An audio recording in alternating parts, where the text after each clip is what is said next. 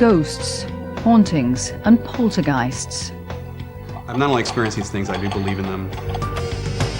The living dead, voices from beyond. We walked over, and we opened up the door, and right when we opened up the door, everything just came to a halt. It was one of the strangest things I've ever experienced. Where do they come from?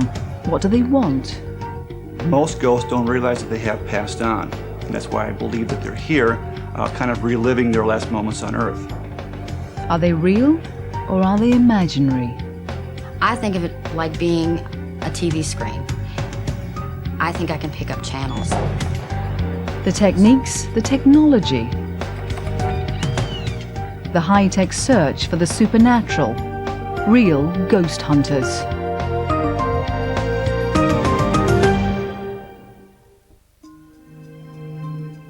For as long as humans can remember, they've seen, felt, sensed the spirit world.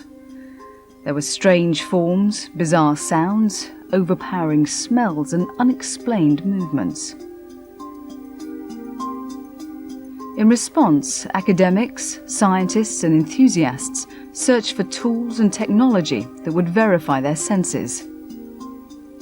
From divining rods to pendulums to Ouija boards. They used everything from putting powder on the floor to see if the ghost would leave footprints behind, to setting up threads to see if the ghost would break through them. Their research led to descriptions, theories, and 3 categories of ghostly phenomena: poltergeists, hauntings, and apparitions. In German, poltergeist means a noisy, mischievous ghost. Traditionally, they've been associated with abrupt sounds and unexplained movement of objects. Today, the source of the phenomena is believed not to be ghosts, but often an adolescent boy or girl with psychokinetic powers. And they have an ability, which we all have to some degree, called psychokinesis, mind over matter, that is affecting these objects, that's moving them around. It's kind of like a psychic temper tantrum. The second category, hauntings, have often been compared with a film loop. An event is replayed over and over in the specific location. The location appears to hold a memory of the event. It could be a car accident, a murder, or something as benign as a person walking up a staircase. They might actually see a figure walking down a hallway, they might hear footsteps. But what will happen in these cases is these things are typically in a pattern. In other words, they'll happen again and again and again. The last category, apparitions, are spirits or souls that remain although the body is left. This may be the most diverse category. What distinguishes them is that they have a consciousness. Apparitions interact with us. You'd be dealing with something like a teleconference, where you talk to the TV and the TV talks back. It's the idea that some part of human personality, spirit, consciousness survives the death of the body and can communicate, sticks around, communicates. Descriptions of these phenomena have become more and more accurate, but the source of them remained a mystery. And here's where contemporary ghost hunters hope that high technology will find answers.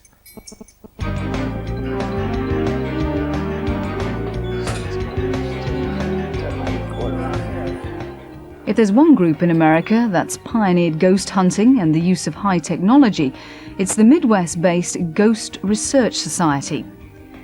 Established more than 20 years ago, this dedicated team has set new standards for high-tech investigations. I hope to prove here and other places that ghosts do exist, that there is something paranormal going on here. The results of the Ghost Research Society's previous investigations have been extraordinary. They've uncovered a huge variety of floating orbs and light formations that Dale Kaczmarek believes are paranormal anomalies. What are most interesting to me, I think, are the ones that really kind of change directions. They really defy gravity. They will float upwards. They will switch directions very quickly, change directions very rapidly. Very uncharacteristic of perhaps insects, dust particles, stray light sources, or anything else that these things might be. It very well might be spirit energy we're picking up. It's at least some form of residual energy. So again, these are things that we simply cannot explain right now at this point. This time, the Ghost Research Society is at the North Chicago home of Danaka Faye. Danaka moved in 3 years ago. Soon after, she began seeing strange things out of the corner of her eyes. And then, one night, in her second-floor bedroom, she clearly experienced what ghost hunters would define as a classic haunting. One night, it was really late night, early morning. I was sound asleep, and then all of a sudden I just woke up out of my sleep, and I look up, and standing in the doorway of my bedroom was just a figure. And I looked away, closed my eyes, looked back again, still standing there. And it was a man wearing like a dark blue uniform, and that started the whole thing. That experience was followed by numerous other strange events. Objects moved, lights turned on and off, pets appeared to see things. And while Danaka slept, something grabbed her feet and screamed in her ear. Some nights late at night it is a little spooky, because you just know someone else is in the room with you, and there's really nothing you can do about it. It's really hard because I haven't had any actual proof or anything like that, so some nights I just feel like I'm going crazy and just go back to bed, and other nights I'm like, okay, no, I know this really happened to me. Dale and his team from the Ghost Research Society use a 3-step approach to their investigations. First, they comb the location with handheld sensing equipment.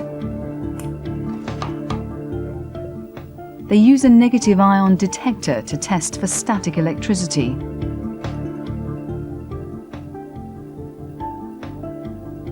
An infrared-based non-contact thermometer gun for gauging temperature fluctuations. A Geiger counter to sense unusual radiation. And one of the ghost hunting's most popular tools, the tri-field meter. It recognizes disturbances in electromagnetic fields. It'll pick up anomalies in energy, in other words, electromagnetic fluxes. These can be caused sometimes by natural occurrences, but this specific device actually has filters built in that will eliminate a lot of natural occurrences or naturally explained phenomenon. Ghosts will produce some sort of electric disturbance in a home. These devices will pick up these disturbances, whether they be caused by the ghost or something the ghost is doing to the environment itself. We assume that ghosts can, in fact, produce high energies or high concentrations of electromagnetic energy and even static field discharges in locations, and that's why these devices are very important to us to show areas where these anomalies are occurring. The ghost hunters will target the second-floor bedrooms where Danaka has had most of her strange experiences. With these tools, the ghost hunters look for unusual readings, locations they call hotspots. Okay. Tri-field meter is really going crazy over in the other room over there. I don't know. Yeah, in the back room, they're picking up a lot of high energy readings in the tri-field meter.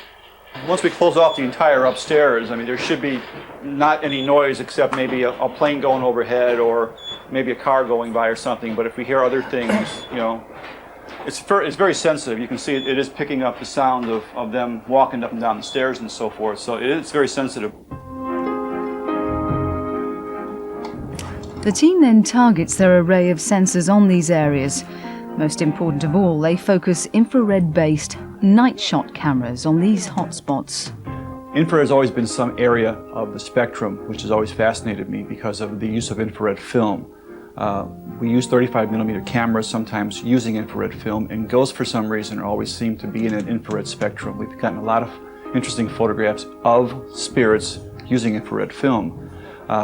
Using these night vision cameras, again, you're in an area where you can basically work undisturbed in a totally dark environment. And that's usually the type of the environment that ghosts prefer. Contemporary night shot cameras are sensitive to a broad spectrum of light from visible to infrared. They amplify available light and often illuminate objects by casting their own beam of infrared light, a beam that's invisible to the human eye. Both the visible light and infrared light are captured by the camera and digitally converted to a viewable television image.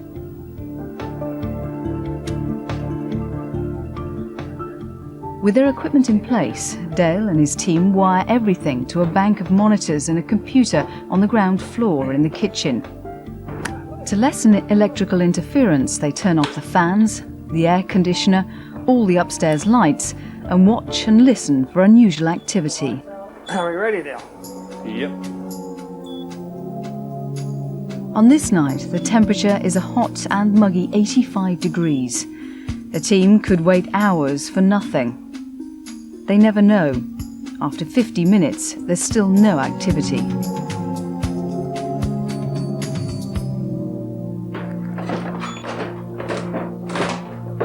Everybody's here. Sounds like something's moving around up there. Then the truly unexpected happens. I've been noticing that for the last couple of minutes here. No, there ain't nobody up there.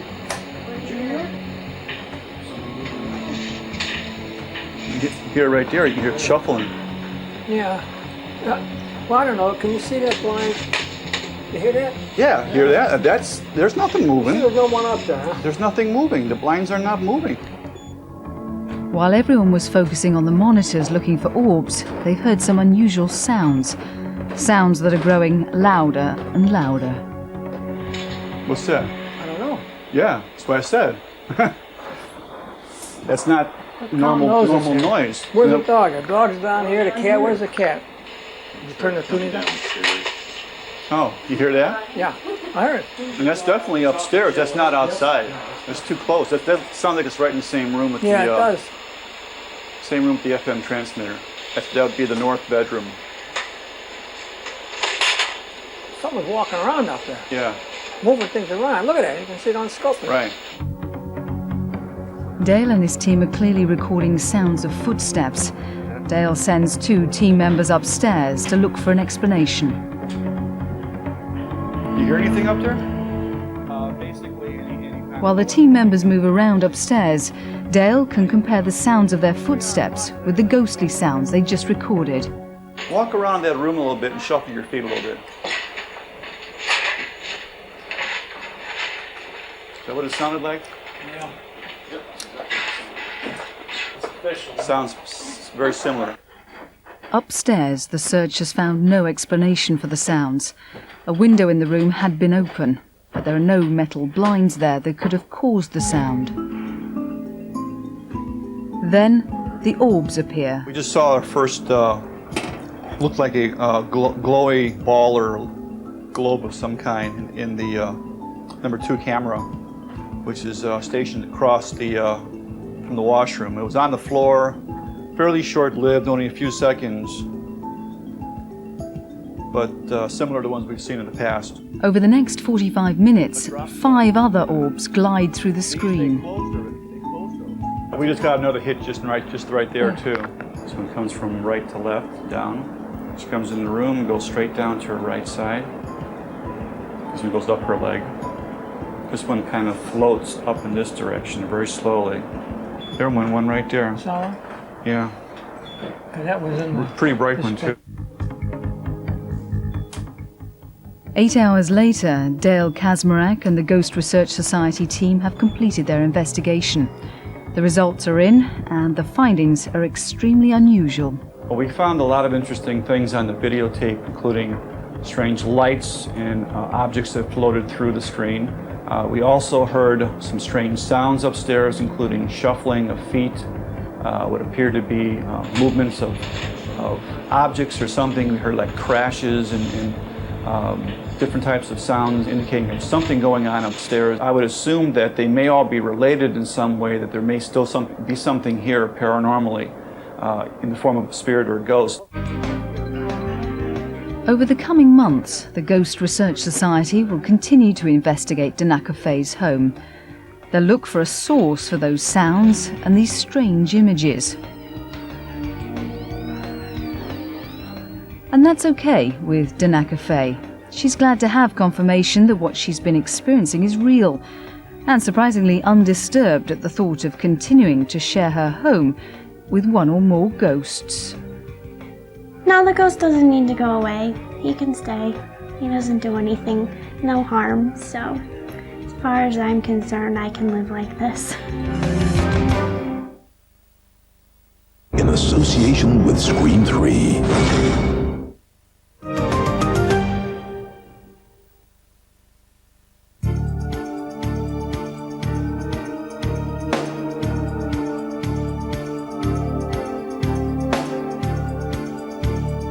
From our perspective, really, these haunted houses are a theater of the mind.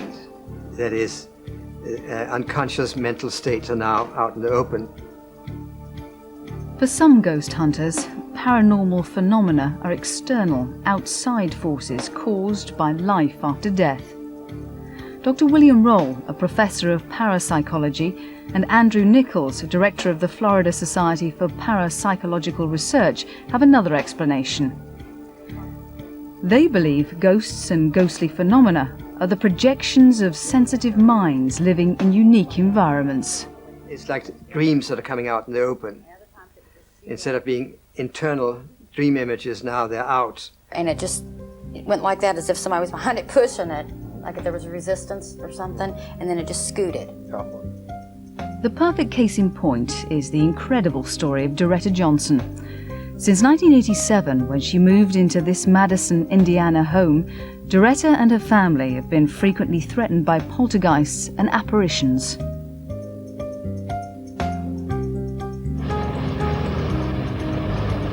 Unexplained fires, rooms being wrecked, nobody been in them, glass breaking, dishes flying from the cabinets, just, there was a long list of things that would happen.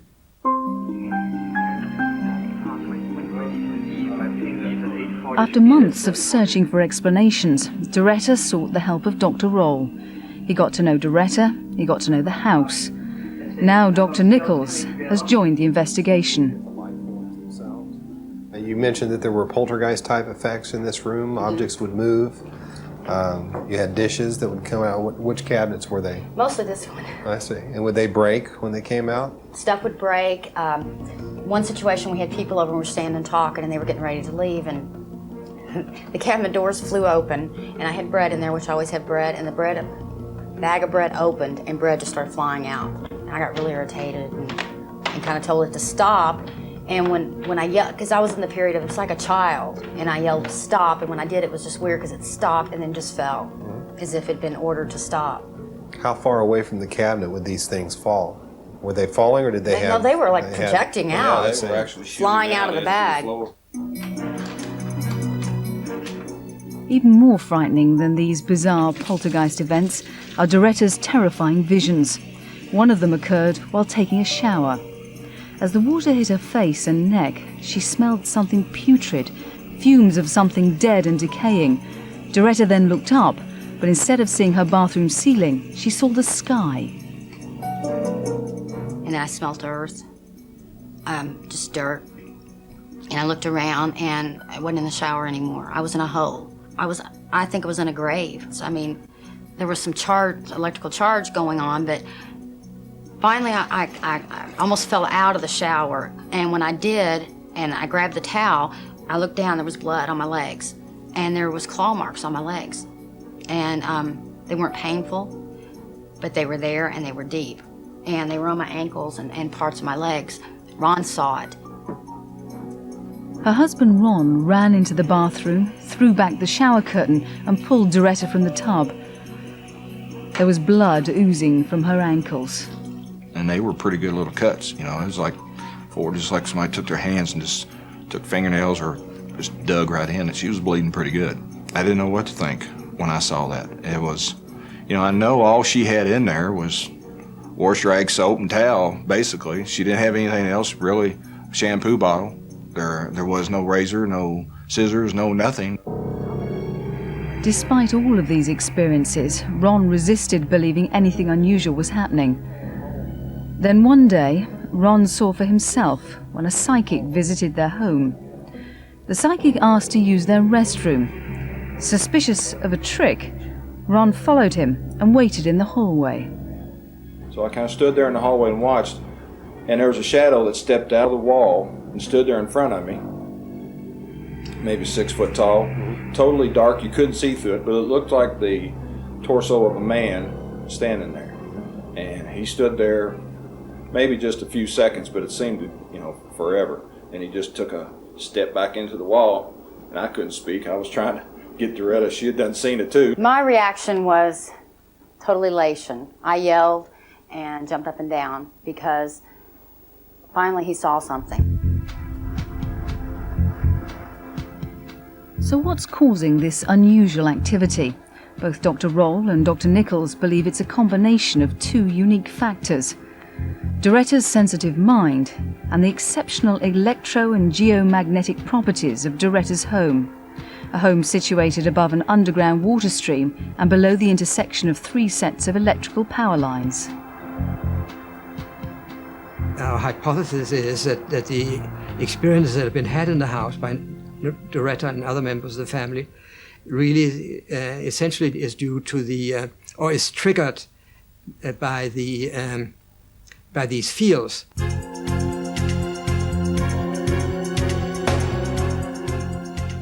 To test their theory, Doctors Roll and Nichols want to examine the electromagnetic properties of the house. They'll try to connect them to Doretta's electrical conductivity and her brain activity. Dr. Nichols begins by taking measurements of the household energy levels. To do this, he uses a specially designed geomagnetic field meter and an electromagnetic field meter. The general question we're now exploring is whether this space, where there are such extreme electromagnetic and geomagnetic fields, if this space affects a person's, in particular Doretta's, physiology. What I'm measuring now are the electromagnetic fields associated with household current and the high voltage power lines outside and so forth. There are two different types of magnetic fields that we measure: electromagnetic fields, which are generated by household current and high voltage power lines and that sort of thing, and then also geomagnetic fields generated by the Earth itself. That's what I'm looking for, is fluctuations in the Earth's magnetic field that may correspond to areas where these events occurred.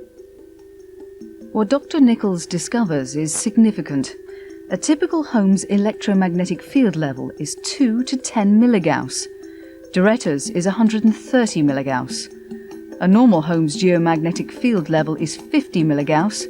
Doretta's averages 440. Anything over 10 milligauss is considered to be potentially harmful and could potentially trigger these types of effects, and we've got 131 milligauss in this room. This house, and the land that the house sits on, seems to be an electromagnetic hotspot. It is the location of very unusually high electromagnetic and geomagnetic fields, and these are the conditions that we find are particularly conducive to ghosts. Dr. Roll likes to refer to them as hatcheries for ghosts.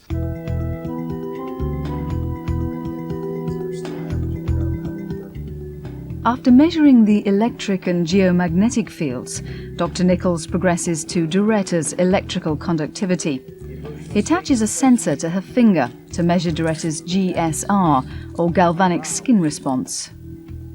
What GSR actually measures is the permeability of the skin to an electric current. It's skin resistance. And the lower it is, then the less resistance there is in the skin to an electric current.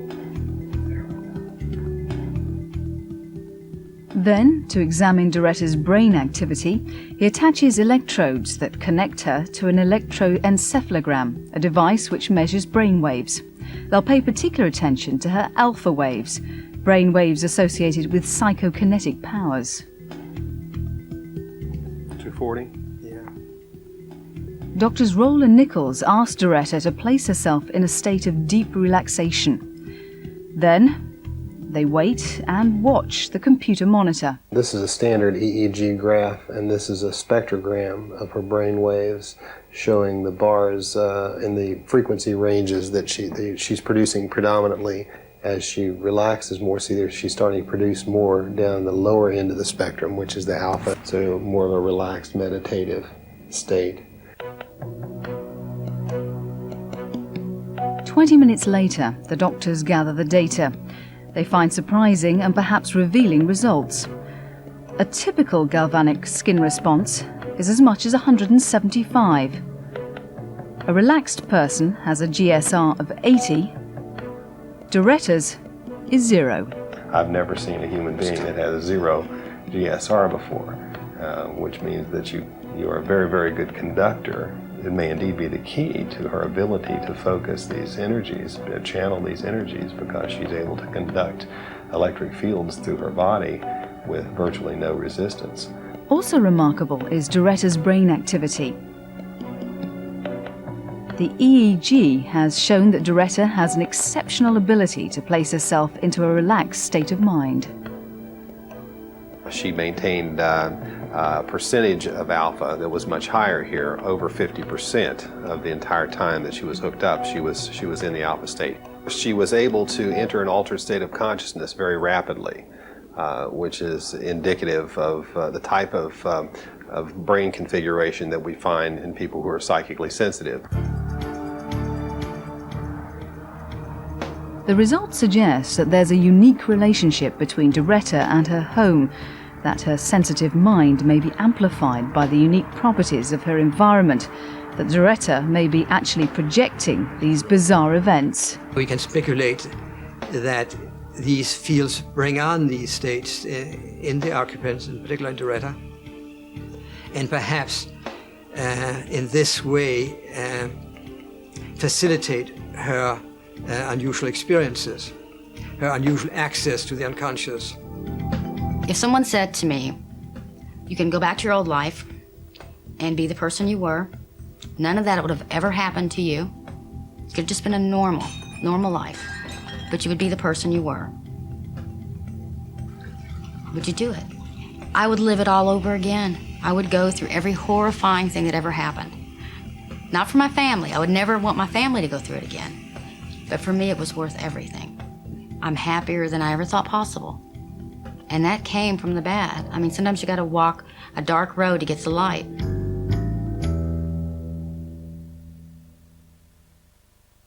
I got the neatest thing on your eyes. Oh, they're just shining back at me. Ooh, you're a demon. When I was younger, I was kind of a weird kid, but I couldn't imagine myself out trolling around graveyards in the middle of the night with a tape recorder. For most contemporary ghost hunters, seeing is believing. But for Chris Peterson and Nancy Kimball, hearing is believing. They're the founding members of the Utah Ghost Hunting Society. Their interests are apparitions and the ability to communicate with them through EVP, electronic voice phenomena, a recording technique that allows paranormal researchers to hear ghostly communications embedded in everyday sounds. You didn't need to have everything, lots of scientific knowledge or equipment to do it. You could just go out and anybody could do it. I mean, if it's there, let's prove it. Let's see if we can get it, and that's what we did. Very peaceful place. Are most of you at peace? It's just really, it's exhilarating, it's exciting when you get really good contact. Over the last few years, they've gone on hundreds of ghost hunts and come up with thousands of extraordinary EVP. One was at a Utah pioneer cemetery. There's some sparkling on this headstone. A lot of these people, families were buried together, and you'd see 4 or 5, 6 children that never made it to their first birthday, a lot of them that didn't make it to their first week of life. And I was saying how sad it was, as being a mother, how sad it would be to lose children, just one right after another. And we had a very sad voice of a woman that said, I am so sad.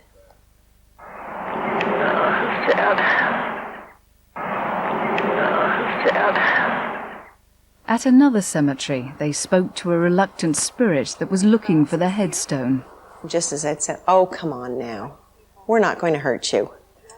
to hear this little voice.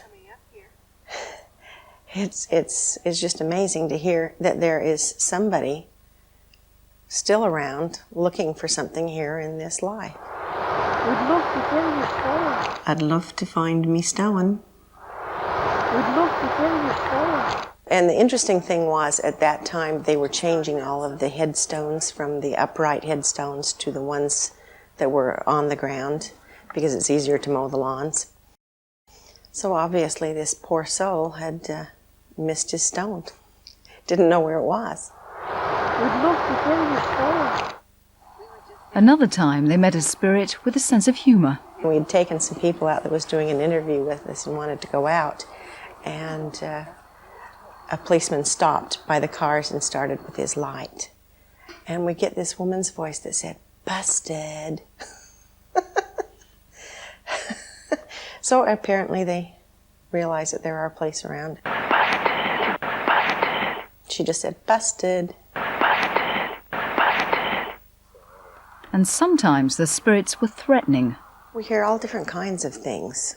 Sometimes we hear, whatever you want to say they are, angry, obnoxious. They don't want you there. They want you out. And then generally when we get that answer, we get somebody saying, "Go away, get out, leave us alone." Or sometimes we just get these horrible growls.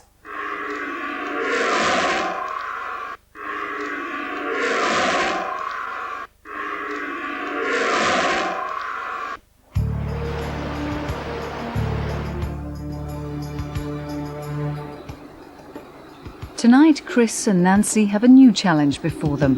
They've travelled from Utah to California. They're about 90 miles south of San Francisco in a coastal town called Brookdale. Their destination, the Brookdale Lodge. The lodge is owned and operated by Leanne and Bill Gilbert and their daughter Jennifer. Jennifer has often seen ghosts. I'm so used to it, I almost feel like it's a protection. I feel like there's someone protective watching me. There's always been the same sightings of a little girl. I've seen images that are running and the sound of feet running, and then when I go to look out to see who's there, there's absolutely nobody there. I've seen a little girl walking through the upper level and just disappear into thin air. Built in the early 20s, the Brookdale Lodge was a celebrated hangout for Prohibition-era gangsters. They came for the bootleg whiskey and the unique design, a design that featured an actual brook flowing through the dining room. At its peak, the lodge hosted celebrities like Joan Crawford, Tyrone Power and Marilyn Monroe. Over the years, though, the lodge fell on hard times. There was a fire and a flood.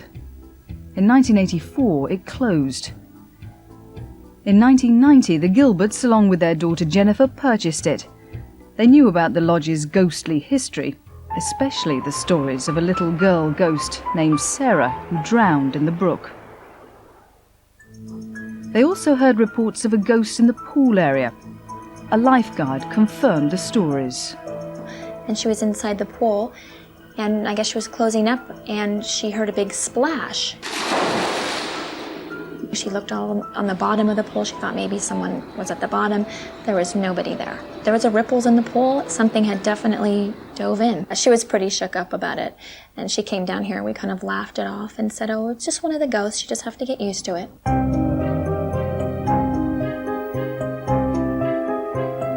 At the Brookdale, it hasn't been only what people see, it's also what people hear. Late one night, Jennifer and bartender Ellen Galboa were closing up. While clearing glasses and putting away chairs, they heard the sound of a party in the adjacent Brook Room, complete with old-time dance music. It was totally weird. It was scary too, because we thought that it was a bunch of kids with stereo or something, broken into there. We walked over and we opened up the door, and right when we opened up the door, everything just came to a halt. It was one of the strangest things I've ever experienced. Brookdale Lodge in California. We just want to say hello.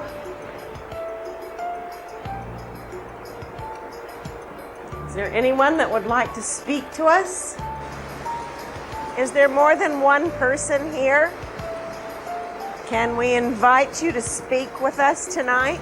Armed with an audio cassette recorder and external microphone, Nancy and Chris are in search of EVP and evidence of ghosts at the Brookdale Lodge. We would invite you to speak, but you will have to speak so that we can hear you. Their recording technique is basic. They ask questions and pause, waiting for responses. Responses that, at this point, are inaudible to human ears. We know that there's been someone here. We'd love to hear from you.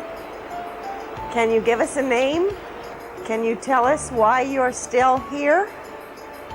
Is this a room you like to be in? We wish you the best. Thank you. Well, we'll have to record it into the drive and see if we can clean it up, and we'll see.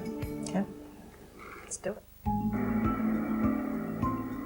The next morning, Chris and Nancy take their recordings into a remote audio laboratory that they've set up in the back offices of the Brookdale Lodge. Okay, what we're going to do is we're going to record a section of the tape that we made last night to the hard drive.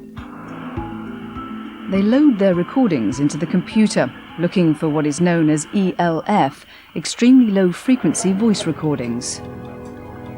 Human voices are normally heard in the sound frequency range from 300 to 3000 Hz. ELFs are found in a lower range, from 1 to 300 Hz.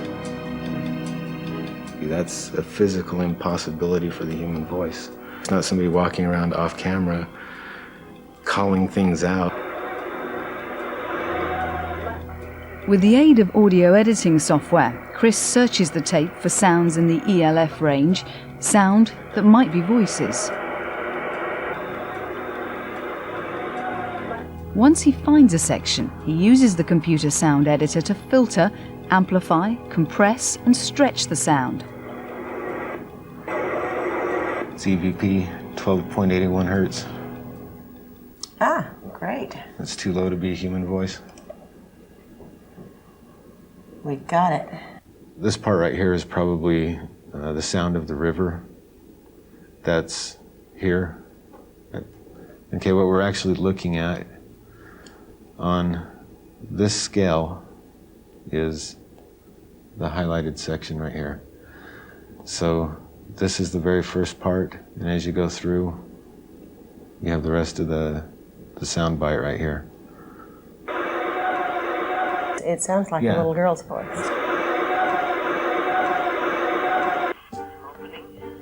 Nancy and Chris appear to have recorded an EVP of a little girl.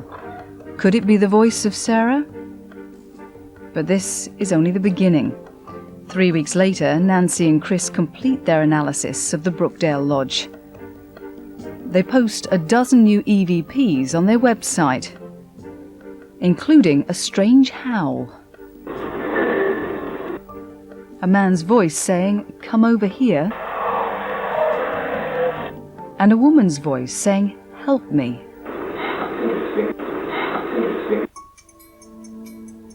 Though the meaning of these statements is still obscure, it seems clear to Nancy and Chris that there's a little girl's spirit that is trying to speak to them. It's kind of sad that some people choose to stay and talk with us instead of moving on. I guess I have a religious belief that there is something more, and it's just basically saying, yes, here's the proof that we have that it does go on.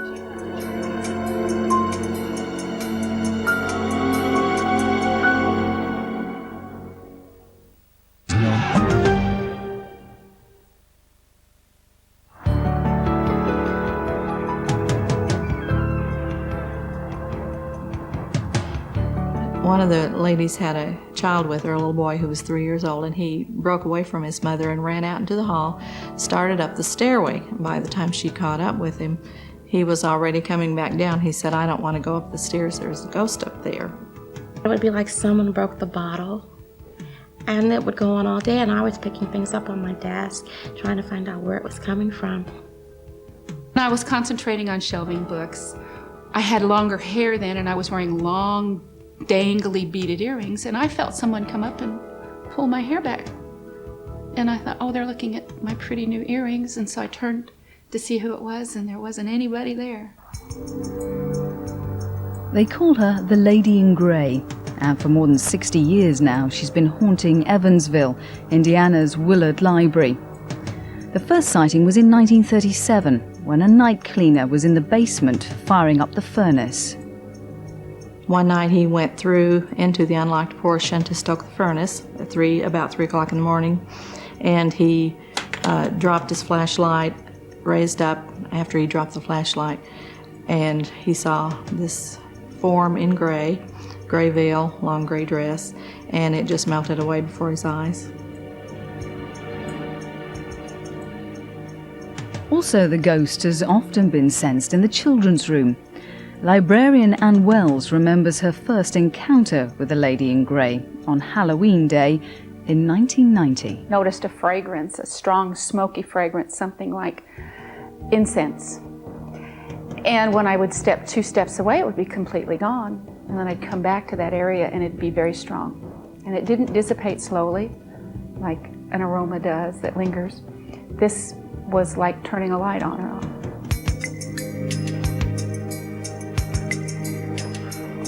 Okay. Today, though, a new technology will enter the halls of Willard Library.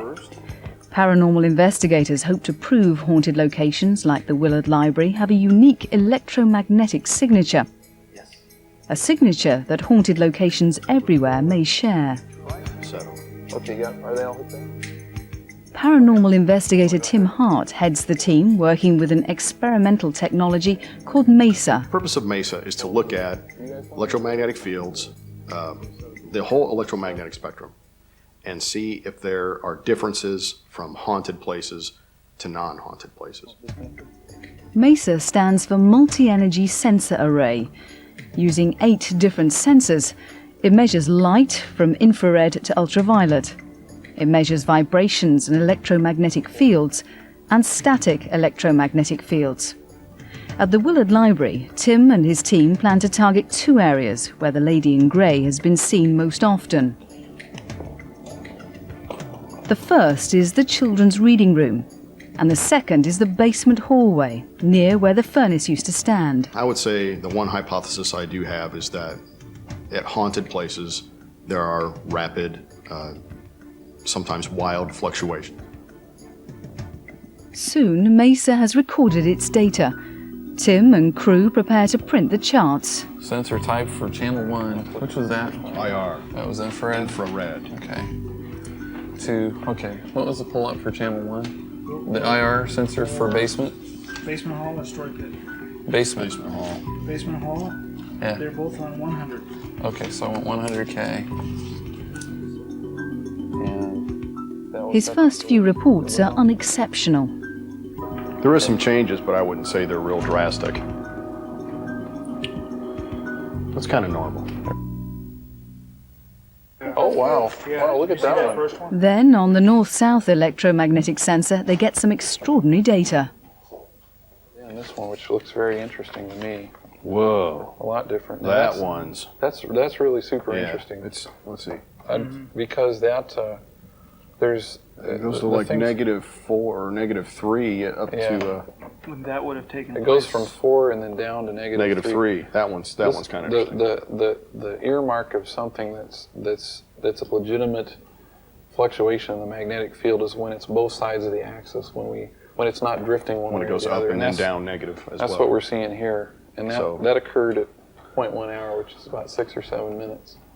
That's where we get the most interesting results. The team has found unusual electromagnetic fluctuations in the children's reading room. That's a pretty big fluctuation. Because people could probably still sense a jump like that in an Earth field, and they may interpret that, differently. I mean, everybody's different, but they may sense something. Could be the sense presence we've talked about, or maybe an apparition, or a touch on the shoulder or something like that. The team finds even greater fluctuations in the basement near where the old furnace used to be. That's even a bigger deal than the first one. It's the same exact orientation that we got on the other one, with a big fluctuation. Yeah. Tim and his team have shown a genuine connection between physical phenomena and ghostly phenomena. The lady in grey can actually be correlated to physical data. With the evidence from the Willard Library, Mesa may be well on its way to defining a measurable signature for ghostly phenomena anywhere in the world. And the staff of the library may have proof of a ghost many of them knew was real. I feel like I'm the visitor. This is her space, and she is allowing me to work here, and somehow I think she approves of my work. We work very hard to make children love reading, and she approves of that. She allows us to do that. This is her spot. We're visiting. I don't mind her being here, as long as she doesn't scare me, and she never has. We like the legend. We like having her here.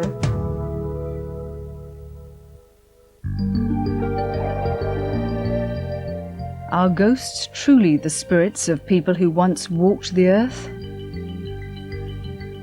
Are they projections of what's already in our minds? Are they trying to communicate with us, or are they just the stuff of fantasy? The answer is still unknown. It's clear, though, that each year our fascination increases and our ghost hunting tools improve. And someday, our age may be considered the very dawn of ghost hunting. It would be naive for us to think that this short space of time that we live on Earth is our total existence. There must be something beyond this time. It's natural. And that's the one thing I want to prove, that it's not supernatural, it's just part of our world. The draw is a great mystery. It's learning something you have a curiosity about, and people have a curiosity about the unknown. We also fear the unknown. And so what we fear, we want to know about. It's how science has continually progressed. It's a mystery to be solved.